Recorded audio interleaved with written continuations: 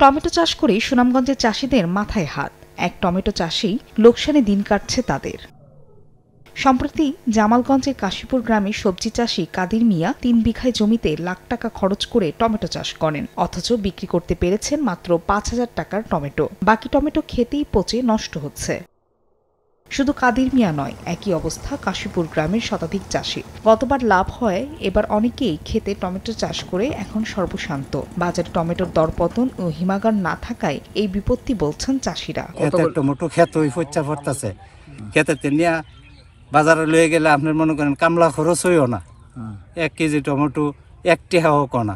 গাড়ি চুক্তি মনে করেন 1 গাড়ি টমেটো মাত্র 200-300 টাকা, আর 1 গাড়ি টমেটো ফাললে আপনার কামলা লাগে একটা 500 টাকা। একটা কামলার দাম 600 টাকা। উড়াই বাজারে নিলাম, গাড়ি ভাড়া দিয়া নিয়ে সেটা ফালাইতে লাগে। কামলা বসে গেল, গাড়ি ভাড়াও গেল। জানি লসের কোনো শেষ নাই। এটি কইরা মনে করেন আমরা খুব বুড়া বিপদ আছি। মনে আমরা দেশ সাইডে ফলান লাগবো। প্রায় 3 কানি ক্ষেত টমেটো লাগাইছি। 3 কানি ক্ষেতের মধ্যে প্রায় 4 লাখ টাকার উপরে খরচ আছে। এখন বাবদ আমরা 40,000 টাকা বেচতে পারি নাই। এখন চাহিদা কম, ব্যাপারীপত্র আসে না, কৃষকরা কি করবে? ওইগুলো নদীতে ফেলছে। জমিতে অনেক টমেটো আছে, পাকা অবস্থা পড়ে রয়েছে, কৃষকদের অত্যন্ত লস।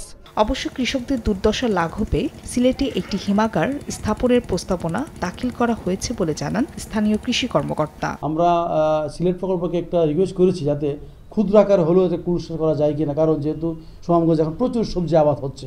যদি আমরা কৃষকরা যদি সবজি রাখতে পারে তাহলে ভবিষ্যতে হয়তো আরও সবজি তারা করবে। বিশেষ করে গুড়ালু কিন্তু ব্যাপক আমাদের আবাদ হচ্ছে এবং মিষ্টি আলু আবাদ হচ্ছে, বিভিন্ন সবজি আবাদ হচ্ছে। যদি ক্ষুদ্র আকারে একটা কুলস্টার করা যায় তাহলে কৃষকরা হয়তো তাদের সবজি এবং আলু উৎপাদন বৃদ্ধি করবে।